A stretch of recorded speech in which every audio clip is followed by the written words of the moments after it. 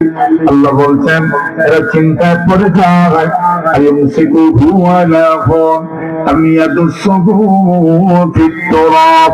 আল্লাহ রাব্বুল আলামিন বলেন এই মানুষগুলো চিন্তায় পড়ে যায় মেয়েকে মানুষের লাঞ্ছনা সহ্য করে জীবিত রাখবে নাকি মাটির নিচে দাফন করে ফেলবে। আল্লাহ রাব্বুল আলামিন বলেন কিছু মানুষ তো তার মেয়েকে জীবন্ত দাফন করে ফেলে, আবার কিছু মানুষ সমাজের মানুষের লাঞ্ছনা হত্যা বিদ্রুপ সহ্য করে আর তার মেয়েকে জীবন্ত রাখে। আল্লাহর হাবিব বলছেন এই নারীদের ইজ্জত এই সময়, কিন্তু নবীজি বলেন নারীদের পক্ষে সর্বপ্রথম আমি দাঁড়াইলাম। নবী আকরাম সাল্লাল্লাহু আলাইহি ওয়াসাল্লাম বলেন আদ-দুনিয়া কুল্লুহা মাতা, পুরোটা দুনিয়া হচ্ছে সম্পদ, আর এই দুনিয়ার সবচেয়ে উত্তম সম্পদের নাম নেককার মহিলা। জীবনের ঠিক নাম এই দুনিয়ার সবচেয়ে উত্তম সম্পদ নেককার মহিলা, এদের যেতে উত্তম এই দুনিয়াতে আর কিছু নাই। আল্লাহর হাবিব বলেন উম্মত এই পৃথিবীর সবচেয়ে সম্পদ উন্নত উৎকর্ষ সম্পদ হচ্ছে নেককার মহিলা। এবার বলেন দুনিয়াতে যত সম্পদ আছে সুন্দর উৎকর্ষ উত্তম, এগুলো কি পর্দার বাহিরে থাকে না ভিতরে?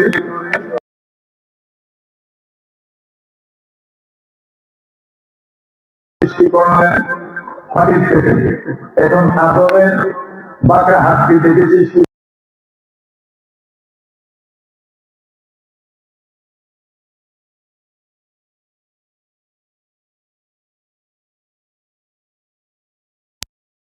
মাটির থেকে, এই আল্লাহ হাওয়া মাটির থেকে সৃষ্টি করতে পারতেন, কিন্তু করলেন কোথার থেকে? বাঁকা হাত দিতে। আচ্ছা বাঁকা হাত দিলে অসুবিধা নেই, এটা তো একটু বাঁকা থাকবো, বাঁকা হাত দিতে তৈরি, এখন হাত দিতে সৃষ্টি করে। নবী আকরাম সাল্লাল্লাহু আলাইহি ওয়াসাল্লাম বলেন আলা তাস্তউসু বিন-নিসাই খায়রা ফাইন্নাহুন্না খুলিকনা মিন দালাইন ওয়া ইন্না আওয়াজা শাইইন ফিদ-দুনয়া আ'লাহু ফাইন যাহাবতা তুকিমাহু কাসসারতা ওয়া ইন তারাকতাহু লাম ইয়াজাল আওয়াজ। রাসূলুল্লাহ সাল্লাল্লাহু আলাইহি ওয়াসাল্লাম বলেন নারীদের ব্যাপারে কল্যাণকে আমি বলে যাও, কারণ রাসূল বলছেন এদেরকে আল্লাহ সৃষ্টি করেছেন বাঁকা হাড্ডি থেকে, মানুষের পাজরের মধ্য থেকে সবচেয়ে বেশি বাঁকা হাড্ডি হচ্ছে উপরেরটা। আল্লাহর নবীজি বলেন ফাইন যাহাবতা তুকিমাহু কাসারতাহু, পুরা যদি সোজা করতে যাও, নবীজি বলতেন পুরা সোজা হবে না, বরং ভেঙে যাবে।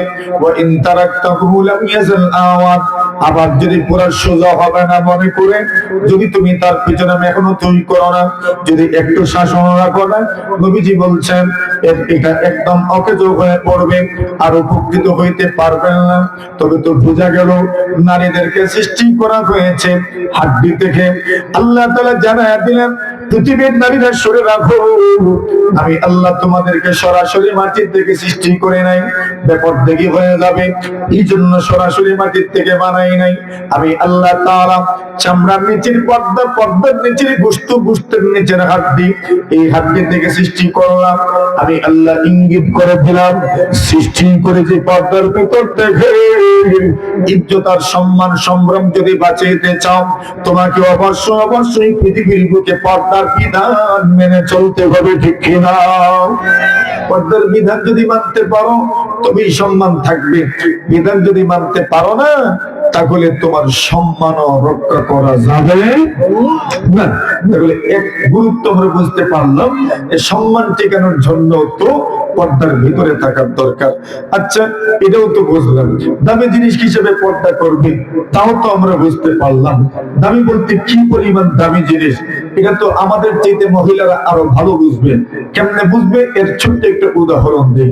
নবী আকরাম সাল্লাল্লাহু আলাইহি ওয়াসাল্লাম একদিন দেখলেন হযরত আনজাশা রাদিয়াল্লাহু তাআলা, গোলাম মানুষ, আনজাশার উটের পিঠে নারী বসা, আর উনি উটটাকে খুব দ্রুত গতিতে হাঁকায় নিয়ে যাচ্ছেন, মানে উটটাকে খুব দ্রুত গতিতে দেখাচ্ছেন আর উট খুব দ্রুততার সাথে যাচ্ছে।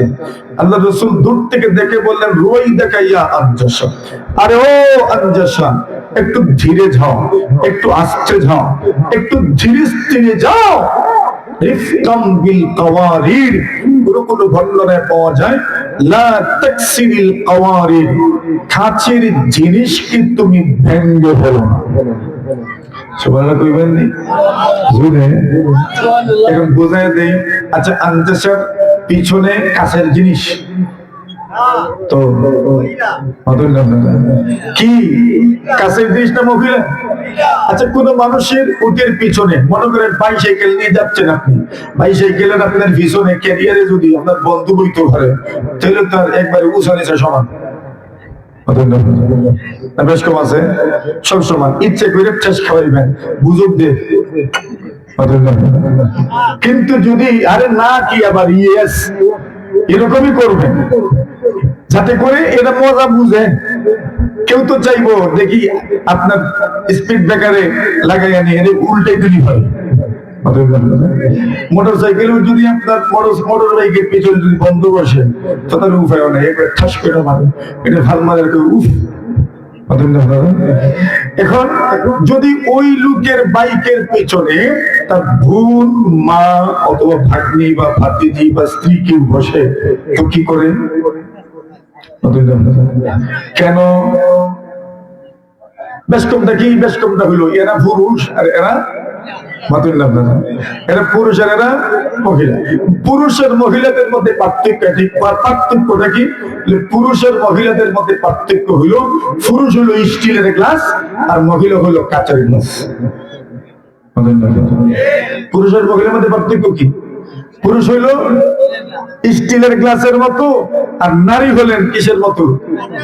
কাঁচের গ্লাসের মতো।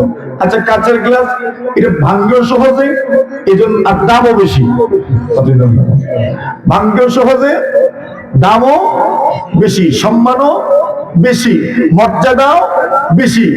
স্টিলের গ্লাস দামও কম, শক্ত বেশি, পানি খাইয়া ইটা মারলো ভাঙে না, কোন অসুবিধা নেই। আর স্টিলের গ্লাস যদি কোনো মতে হাত থেকে পড়তে পারে তো শেষ। রাসূল বলছেন রুয়াই দেখে ইয়া আনজাসা, আরে আনজাসা একটু ধীরে যাও, ধীরে স্থিরে যাও। রিফকাম বিল কাওয়ারির লা তাকসিরিল কাওয়ারির। নবীজি বলছেন তুমি কাচের জিনিসকে ভেঙে ফেলো না। তোমার পিছনে মহিলারা বসা, এরা যেন কাচের জিনিসের মতো।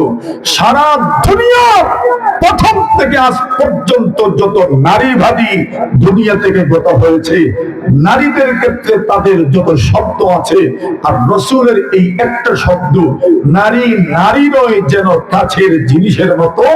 রাসূল নারীদেরকে কাছের জিনিসের সাথে তুলনা করেছেন। নবীজির একটা তুলনা নারীবাদীদের নারীর সম্মানের জন্য যত শব্দ তারা বলেছে সব শব্দের চাইতে এই একটা তুলনা ভারী হয়ে যাবে। এই তুলনার মধ্যে যে পরিমাণ মহত্ব লুকায়িত আছে, দেখেন কাছের জিনিস মানুষ কই রাখে, আপনার এখানে কই রাখেন ভিতরে। এরা কাচের জিনিসকে এত ইজ্জত দেয়, শোকেসের ভিতরে রাখে, এমন ভাবে রাখে মাঝে মাঝে যদি আপনি সাত দেওয়ার লোকে যান হর হর। এরা আপনার এত বেখামা মনে করে কাছের জিনিসের ব্যাপারে তুমি হলো। মাঝে মধ্যে এরা পাক শাকে থাকে, তো মেহমান আসছেন বাড়িতে, এখন শরবত দিব, আমরা অনেক সময় কয় আচ্ছা শরবতের গ্লাসটা বাহির করে আনবো। আমরা খালি গিয়ে আলমারিটা খুলি বা শোকেসটা খুলি, এরপরে দেখে যায় দৌড়িয়ে পিছনে হাসি, কিন্তু তুমি হরে জমা গিলবা হয়নি এরকম। মানে এরা এমন নিষ্কর্মা মনে করে আমাদেরকে, এরা মনে করে কাঁচের গ্লাস মনে আমরা শৈলী ভাঙবো, এরা এমন মনে করে। এর মানে হচ্ছে কাচের জিনিস এটার ইজ্জত বেশি, এটার সম্মান বেশি, এটার মর্যাদা বেশি। আর রাখতেও হয় কোন জায়গায়? পর্দার বাহিরে না ভিতরে? পর্দার ভিতরে। কেন? কাচের জিনিস যে মূল্য বেশি, দাম বেশি, সম্মান বেশি, মর্যাদা বেশি। আর যত জিনিসের সম্মান মর্যাদা বেশি হয় আর তারা তো স্পর্শকাতর বিষয়ও, এই জন্য রাসূল বলছেন এটা কাচের জিনিসের মতো।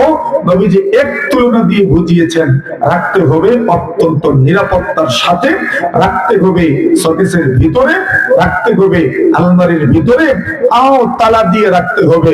তালা যদি খোলা থাকে তাহলে বাচ্চা লাগাল হইলে আনবো আর আসারিয়া ভাঙবো। আপনারা তাহলে যদি রাসূল নারীকে কাচের জিনিসের সাথে তুলনা করেন, তবে বলেন নারীরা থাকবে কোন জায়গায়?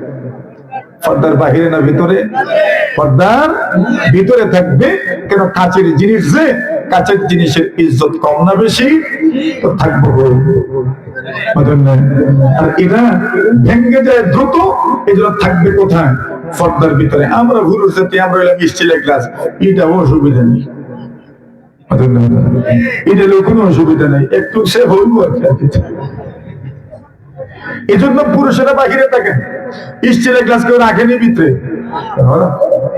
কাঁচের গ্লাসের যে সময় জায়গা হয় না, এই সময় ভিতরে খালি স্টিলের জিনিস না, আরো কত কিছু আউট হয়, সব পুরুষের ব্যবহৃত জিনিস আউট হয়। আলমারির ভিতরে যে সময় থোয়ার জায়গা হয় না, তখন আউট হয় কিটা? খালি পুরুষের ব্যবহৃত যা আছে সব আউট হয়। কাঁচের গ্লাস একটা যদি আপনার ঘরে আপনি ভাঙবো, তাহলে এদের আওয়াজ ঠিক আছে। আর এরা যদি কোনোদিন ভাঙে, কোনো মাত নাই, এটা তাদের সম্পত্তি, তো এই জন্য তাদের কোনো আওয়াজ নেই।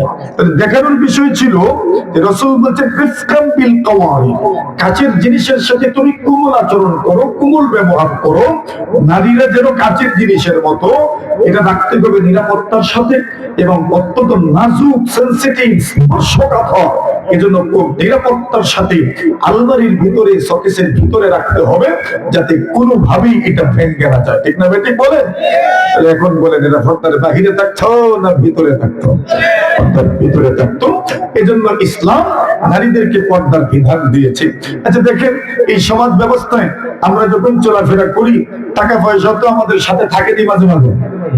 কই থাকে? বাহিরে লুকেন পাথর না। কোন জায়গায়? প্যাকেটের, খালি প্যাকেটের ভিতরে না ওয়ালেটও থাকে? মানে মানি ব্যাগ কিসের ভিতরে? মানি ব্যাগের ভিতরে। আর নোট যদি সুন্দর হয়, তাহলে মানি ব্যাগের ভিতরে যে ছোট ছোট ব্যাগ আছে, এটার ভিতরে থাকে।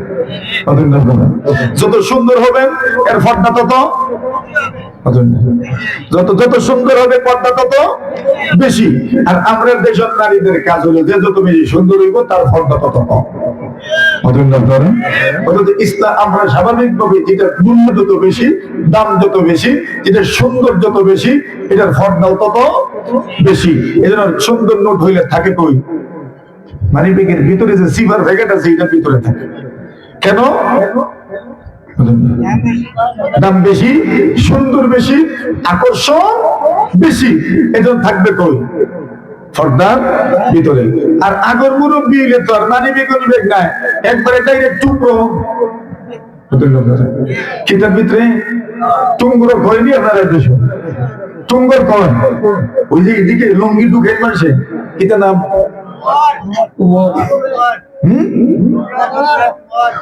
টুঙ্গ।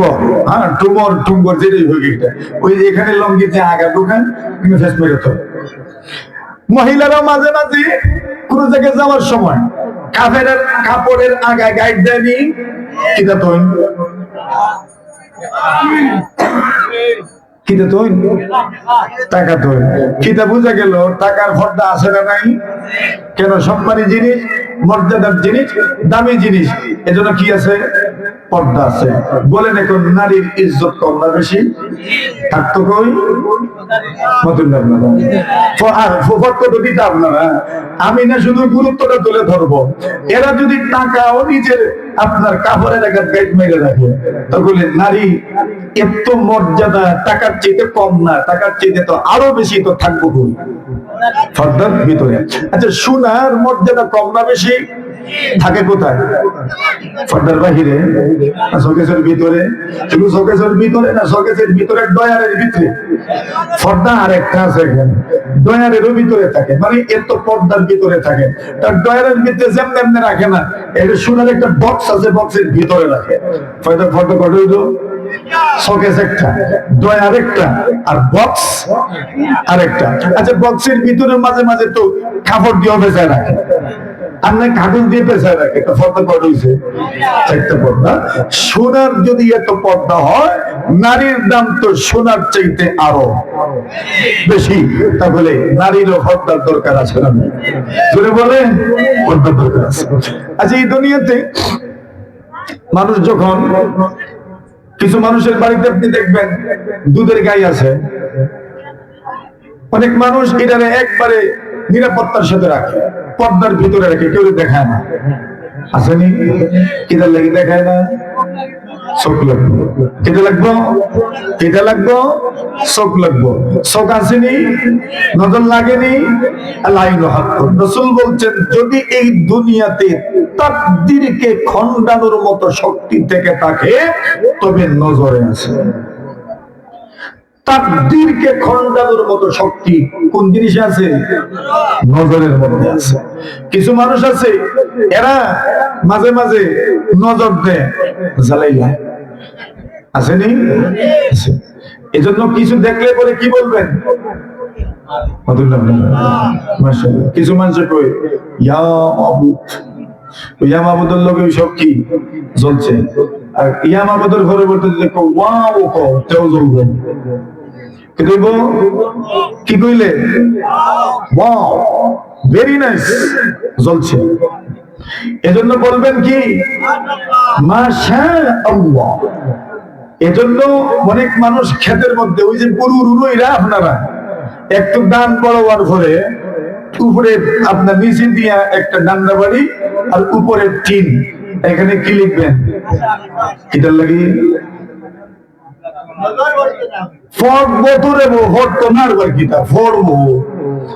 নজর পড়লেই যেন মাশাআল্লাহ পড়ে। কি পড়ে? নজর পড়লেই যেন কি পড়ে? মানুষে তো জানে নজর তো পড়বই, রাস্তার সাইডে জমিন তো নজর পড়বে না কেমনে? চোখ তো পড়বই, পড়লেই যেন কি পড়ে? মাশাআল্লাহ পড়ে। এর মানে কি মাশাআল্লাহ পড়লেই আর নজর লাগবে না। তো কি বোঝা গেল? মানুষের নজর লাগেনি, মানুষের নজর লাগে। ঠিক তেমনি ভাবে সুন্দর জিনিস, সম্মানী জিনিস, মর্যাদা সম্পন্ন জিনিস আপনার স্ত্রী, আপনার মা, আপনার বোন, আপনার ভাগ্নি, আপনার ভাতিজি যদি রাস্তা দিয়ে পর পুরুষের সামন দিয়ে যায় তবে ওই পর পুরুষের নজর তোমার নারীর উপরেও লাগতে পারে। সুতরাং নারীদেরকে পুরুষের নজর থেকে, বদনজর থেকে বাঁচানোর জন্য কি দরকার? জোরে বলেন, পর্দা দরকার। এখন বলেন নারীরা পর্দার ভিতরে থাকতো কেন? থাকতো। নারীর মধ্যে তিনটা গুণ আছে। কয়টা গুণ? এক নম্বর গুণ হইল নারীর নারীত্ব, দ্বিতীয় নম্বর গুণ হলো নারীর স্ত্রীত্ব, তিন নম্বর গুণ হলো নারীর মাতৃত্ব। কয়টা? কয়টা বলছি? এক নম্বর কি? নারীত্ব। মানে মহিলা বলতে কি? আপনারা বলেন মহিলা বলতে কি? মহিলার অর্থই হচ্ছে লাজুকতা, কি? লজ্জা। যেই মহিলার মধ্যে লজ্জা নাই এই মহিলাকে মানুষ মহিলা কয় না, এটাকে মানুষ বেড়া কয়। কি বলে? বেড়া বলে। আচ্ছা বেড়া কেটার লাগে কয়? কি নাই? লজ্জা নাই। তাহলে নারীর নারীত্ব লজ্জার মধ্যে। কিসের মধ্যে? লজ্জার মধ্যে। একজন নারীর মধ্যে প্রথম বৈশিষ্ট্য হচ্ছে তার মধ্যে নারীত্ব। কথা বুঝলাম আপনারা? আমার মতো জোয়ান মানুষের এটা ভর্তার বিষয় দিচ্ছে, বুড়া মানুষের দিত। এখন নারীর নারীত্ব, এটা নারীর এক নম্বর গুণ। তার মধ্যে নারীত্ব থাকতে হবে। নারীর নারীত্বের প্রধান বৈশিষ্ট্য হলো মাশাআল্লাহ, বুঝেছেন? আলহামদুলিল্লাহ। নারীর নারীত্বের প্রধান বৈশিষ্ট্য কি? লজ্জা। আচ্ছা বলেন আপনারা এই দুনিয়াতে লজ্জা ছাড়া কোন মহিলারে বিয়ে করবেন? সবাই দিয়ে মাথা ধরে করতো, এরা কত বেড়া কেউই করতো না। এখন কেউই করতো না, বুঝি করতো কারা বিয়ে। এখন আপনি লজ্জাবতী যারা বিয়ে করবেন না, এখন এই দুনিয়াতে কিছু মহিলা, কিছু নারী তো এমন আছে যাদের লাজ লজ্জা বলতে কিছু নাই, কেন নারীর নারীত্ব নাই। আচ্ছা নারীর নারীত্ব যে লজ্জার মধ্যে, এই বিষয়টা আমরা একটু ব্যাখ্যা করি। হযরত মুসা কালিমুল্লাহ আলাইহিস সালাতু ওয়াস সালামের নাম শুনছেন আপনারা? একজন বড় নবী, জলিলুল কদর নবী, যার আলোচনা আল্লাহ কুরআনে মাজিদের মধ্যে অনেক লম্বা আলোচনা করেছেন। মুসা কালিমুল্লাহ আলাইহিস সালাতু ওয়াস সালাম উনি মিশর থেকে মাদিয়ান যে গিয়েছিলেন, জানেন তো আপনারা? ওয়া ইলা মাদিয়ানা আখাহুম শুআইবা, আল্লাহ বলছেন মুসা আলাইহিস সালাম মিশর থেকে মাদিয়ান গিয়েছিলেন, আর মাদিয়ানে আল্লাহ নবী প্রেরণ করেছেন। ওই নবীর নাম শুআইব আলাইহিস সালাম। কি নাম? শুআইব আলাইহিস সালাম। শুআইব আলাইহিস সালাম উনি মাদিয়ানে বসবাস করেন। এখন মাদিয়ানের পুরুষ নারী ওই যুগ থেকে না, এর আগের যুগ থেকে সম্ভ্রান্ত পরিবারের কোন নারী পুরুষের সাথে ঠেলাঠেলি করেন। সুবহানাল্লাহ কইবানি জোরে। আপনার আমরা দেশের মহিলারা, এরা কোন পুরুষের ভিড়ে আপনার আমার মহিলাদেরকে আপনি পাঠাইতে পারবেন না। কেন? এরা লজ্জা করে, শরম লাগে, তাই না? লজ্জা লাগে। প্রয়োজন মতো ইসলাম যদিও বাহির হওয়ার অনুমতি দিয়েছে, আমরা কিছু মহিলা এমন আছে এরা প্রয়োজন মতো বাহির হওয়ার পেশে তো এরা লজ্জার কারণে যায় না। লজ্জা যে বেশি, পুরুষের সাথে ঠেলাঠেলি করবে। মুসা আলাইহিস সালাম যখন মিশর থেকে মাদিয়ান গেলেন, কেন গেছেন এর পিছনে ঘটনা আছে, এটা আপনার উদ্দেশ্য না। মুসা আলাইহিস সালাম দুইজনের মধ্যে সমঝোতা করছিলেন, সুলহ করছিলেন। দুইজনে মারামারি লাগছেন, তর্কাতর্কি লাগছেন। একজন মুসা নবীর বংশের আর একজন ফেরাউনের বংশের। একজন কার আর আরেকজন ফেরাউনের বংশের। নবী মুসা দুজন এবারে সাইড করছেন, আর ফেরাউনের বংশের মানুষ বলছেন আচ্ছা এবার ঠিক আছে। এইভাবে হাত দিয়ে বুকের মধ্যে হাত দিয়েছেন, শরীরে যে কোনো একটা জায়গায় হাত দিয়ে আচ্ছা এবার ঠিক আছে। উনি তো ঠিক আছে বলছেন, এই আর এবারে একবারে ঠিক হয়ে গেছে। কি হয়েছে? মারা গেছে। যেই মাত্র মারা গেছে ফেরাউনের বংশের, তো এখন পুরা দেশে উত্তাল পরিস্থিতি। কেন? বলে ফেরাউনের রাজার বংশের মানুষ মারা গেছে। এখন মারলো কে? হত্যা করলো কে? নবী মুসা কি ইচ্ছা করে হত্যা করছেন? একটু সরাইছেন, বলতেন আচ্ছা এবার ঠিক আছে। আর এই ব্যক্তি যে মারা যাবে কে জানে, বাস এই ব্যক্তির তো কাজ তামাম হয়ে গেছে। পরের দিন মুসা নবী আবার দেখলেন যে ওই লোকটা উনার বংশের যেটা, এই লোকটা আরেকজনের সাথে তর্ক শুরু করছে, ঝগড়া শুরু করছে। নবী মুসা বললেন আরে দুষ্ট তোর ওই গতকাল একজনের সঙ্গে ঝগড়া করলে আজও তুই একজনের সাথে ঝগড়া করেছিস। লোকটা বলে মুসা গতকাল তুমি এর যেভাবে হত্যা করছো আমার আজ কিভাবে হত্যা করি? ফাঁস হইছে নি? ফাঁস হইছে। গতকাল যাকে হত্যা করা হয়েছে কে মারছে? মুসা। এই লোকটা আজকে বলছে কি গতকালকে তুমি এর যেভাবে হত্যা করেছো, তুমি কি আজকে আমাকে হত্যা করতে চাও? মিশরে যখন ফাঁস হয়ে গেল, আল্লাহ পরবর্তীকারে আলম মুসা আলাইহিস সালামকে বললেন পয়গম্বর আপনি মিশরে থাকেন না, মাদিয়ান চলে যান। ওই নবী মুসা মাদিয়ানে হিজরত করলেন। সেখানে যাওয়ার পরে দেখলেন একটা কুয়া আছে, একটা উপত্যকার মধ্যে একটা কুয়া আছে। এই কুয়ার মধ্যে অনেকজন লোক জমা হয়েছেন, জড়ো হয়েছেন। তারা তাদের ছাগল গরুকে পানি পান করাচ্ছেন, কেউ তো বা পানি নিয়ে যাচ্ছেন। কুয়াটাও বড়, কুয়ার উপর একটা ঢাকনা তারা ফেলে রাখে এবং অনেকে মিলে ওই ঢাকনাটা ওঠায়। আল্লাহর নবী মুসা দেখলেন দূরে দুইজন মহিলা দাঁড়িয়ে আছে। নবী মুসা মনে মনে ভাবলেন সবাই এখানে তাদের গরু ছাগলকে পানি পান করাচ্ছে, এই দুই মহিলা দূরে দাঁড়িয়ে কেন? নবী মুসা আলাইহিস সালাম লক্ষ্য করলেন পুরো বিষয়টা, দেখলেন এরা তাদের গরু ছাগলকে চতুষ্পর্যন্তকে পানি পান করানোর পরে যখন চলে গেল, চলে যাওয়ার সময় তারা কূপের ঢাকনাটা লাগায় চলে গেছে। ওরা চলে যাওয়ার পরে ওই দুই মেয়ে এসেছেন, আর কুয়ার উপরে যে পানি অবশিষ্ট ছিল ওই পানির থেকে নিজের ছাগলগুলোকে পানি পান করাচ্ছেন, আর এরপরে বাড়ির দিকে যাবেন। নবী মুসা আস্তে আস্তে আসলেন, আসার পরে জিজ্ঞাসা করলেন কি ব্যাপার, তোমরা পুরুষদের সাথে আসলা না, ওদের সাথে তোমরা আসলা না, দূরে দাঁড়িয়ে থাকলাম? এরা বলছেন পুরুষদের সাথে আমরা ঠেলাঠেলি করতে চাই না। সুবহানাল্লাহ, আরো জোরে। তখন মনে মনে প্রশ্ন তো থাকতে পারে ঠেলাঠেলি যখন করতে না তো আইসুদের লাগি। তখন বলছেন আমরা এসেছি, একটা জরুরি বিষয় ছিল আমাদের জীবনের, এমন একটা বিষয় আমাদের কোনো ভাই নাই, আর আমাদের আব্বাজান অসুস্থ মানুষ, বুড়া মানুষ। সুবহানাল্লাহ বলেন। কিছু বুঝছেন আপনারা? যদি কেউ পারিবারিক ভাবে আর্থিক ভাবে সংকটে পড়ে, তাহলে ওই ফ্যামিলির মেয়েরা পর্দার সাথে যদি ছাগল রাখতেও যান তবুও তাদের জন্য যাওয়া বৈধ আছে। বলেন ইসলাম কোন জায়গায় নারীকে বাধা দিল? দেয় না। ইসলাম নারীকে বাধা দেয় নাই। তুমি না তোমার জন্য লাঞ্ছনার পথ বেছে নিচ্ছ, ইসলাম তোমাকে বাধাও দেয় নাই, আমার তোমাকে অভাবে ছেড়ে দেয় নাই যে মন মতো যা চাও তা করতে পারবা। ইসলামী বিধান অনুশাসনের অধীনে আসো, শান্তি তোমার পদচুম্বন করবে। ঠিক কিনা বলে? এটাই নারীর নারীত্ব। মুসা আলাইহিস সালাতু ওয়াসসালাম বলেন ঠিক আছে। উনি কূপের ঢাকনাটা উঠাইলেন একা। যে ঢাকনা উঠাইতে কয়েকজনের শক্তি লাগে, উনি একা উঠাইছেন। বাস এরা তাদের ছাগলগুলোকে পানি পান করালেন, দ্রুত পানি পান করলো, ছাগলগুলো পেট ভরলো, আবার এগুলো নিয়ে তারা চলে গেলেন বাড়িতে। অন্য দিনের তুলনায় আজকে আগেই চলে গেছেন। মুসা আলাইহিস সালাতু ওয়াসসালাম উনি এই ভালো কাজটা করার পরে একটা গাছের নিচে হেলান দিয়ে বসে থাকলেন আর আল্লাহকে বললেন, আল্লাহ আপনি আমার উপর কোন অনুগ্রহ করবেন, এজন্য আমি আপনার মুখাপেক্ষী আছি। এই দুই মেয়ে আজকে তাড়াতাড়ি বাড়িতে যাওয়ার কারণে বাবা জিজ্ঞাসা করেন কি ব্যাপার, আজকে দেখি বলো তাড়াতাড়ি তোমরা চলে আসলে। ওনারা পুরো ঘটনা খুলে বললেন। শুআয়ব আলাইহিস সালাম কৃতজ্ঞতা আদায় করার জন্য বললেন, যাও ওই লোকটাকে আমার বাড়িতে দাওয়াত দিয়ে আসো।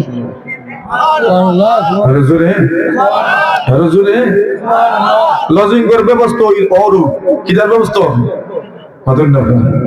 কিদার ব্যবস্থা, লজিং করার ব্যবস্থা। দূরের মুসাফির এসেছেন মাদিয়ান, কাউকে চিনেন না, জানেন না, থাকবেন কোথায়, খাইবেন কোথায়, কিচ্ছুই তো উনার নাই। ওই আল্লাহ থাকারও ব্যবস্থা করছেন, খাওয়ারও ব্যবস্থা করছেন। নবী মুসা উনি তো গাছের নিচে বসা, এমত অবস্থায় শুআয়ব আলাইহিস সালামের দুই মেয়ের একজন নবী মুসাকে বাড়িতে দাওয়াত দেওয়ার জন্য বাবার পক্ষ থেকে, কার পক্ষ থেকে? মাতুন না আপনারা, আমরা দেশের মেয়েরা নিজেরার পক্ষ থেকে দাওয়াত দেয়। কোন সম্ভ্রান্ত আর সভ্য ফ্যামিলির মেয়ে যে নাকি প্রাপ্তবয়স্কা, সে নিজের পক্ষ থেকে কোন পরপুরুষ যার সাথে বিবাহ বন্ধনে আবদ্ধ হওয়া বৈধ, কোন সভ্য ফ্যামিলির মেয়ে কোন পরপুরুষ যার সাথে বিবাহ বন্ধনে আবদ্ধ হওয়া বৈধ, তাকে নিজের পক্ষ থেকে দাওয়াত দিতে পারে না। এটা সভ্যতার ভিতরে পড়ে না, ভদ্রতার ভিতরে পড়ে না। শুআয়ব আলাইহিস সালাম উনি বললেন, যাও দাওয়াত দিয়ে সবার পক্ষ থেকে। এই দুইজনের একজন মুসা নবীর সামনে এসেছেন। আল্লাহ বলছেন এসেছেন যে কিভাবে এসেছেন, আল্লাহ বলছেন আলাস্তিহিয়া, লজ্জা বনত হয়ে এসেছেন। জুড়ে বলেন, লাজুকতার সাথে এসেছেন, লজ্জাশীল হয়ে এসেছেন, লজ্জায় চেহারা লাল হয়ে গেছে, মানে লজ্জার সাথে এসেছেন। কোন ধরনের মানে এখানে অভদ্রতা অসভ্যতার ছাপ ছিল না, পুরা আপনার ফিজিক্যালি ভাবতেই ছিল লজ্জাশীলতায় ভরপুর একজন নারীর সৌন্দর্য তার লজ্জাশীলতার মধ্যে। নবী মুসা গেলেন বাড়িতে রওনা, মেয়ে আগে আগে রাহবার, মুসা নবী পিছনে। এখন মেয়ে আগে নবী পিছে, তো যতই চেষ্টা করেন চোখ তো মাঝে মাঝে ভরতেই পারে, পাও তো কমপক্ষে ভরবো চোখ। আল্লাহর বান্দা মুসা বলেন, ও এক কাজ করেন, আপনি পিছনে চলে আসেন, আমি সামনে যাই। বাড়িতে যাওয়ার পরে বাড়ি দেখায় দিন। এভাবেই হইল। বাড়িতে আসলেন, আসার পরে শুআয়ব আলাইহিস সালাম ওনার হালচাল জিজ্ঞাসা করলেন, খাবার দাবার হইল এবং বললেন ঠিক আছে আপনি আজকের থেকে আমার বাড়িতে থাকবেন। সুবহানাল্লাহ, কালকে কইবেন নি? এখন এই দুই মেয়ের একজনে কইল, আব্বাজান ইয়া আবাতিস্তাজিরু ইন্না খায়রা মান ইস্তাজারাতাল কবিয়ুল আমিন। আব্বাজান এক কাজ করেন, এই লোকটাকে আমাদের ঘরে কাজে রাখেন। সুবহানাল্লাহ। কেন? এই লোকটার কাজ করার মতো যোগ্যতা আছে, আমানতদারিও আছে। শুধু যোগ্যতা থাকলেই হয় না, আমানতদারিও থাকা লাগে। এই দুনিয়াতে যারা দুর্নীতি করে, বাংলাদেশের প্রেক্ষাপটে যারা দুর্নীতি করে, যারা নির্বাচিত হয়ে দুর্নীতি করে, যারা আমলা হয়ে দুর্নীতি করে, যারা সচিব হয়ে দুর্নীতি করে, এদের শিক্ষার অভাব নাই, এদের অভাবটাই হইল আমানতদারি আর নৈতিকতার অভাব। এজন্যই দুর্নীতি করে। এরা তো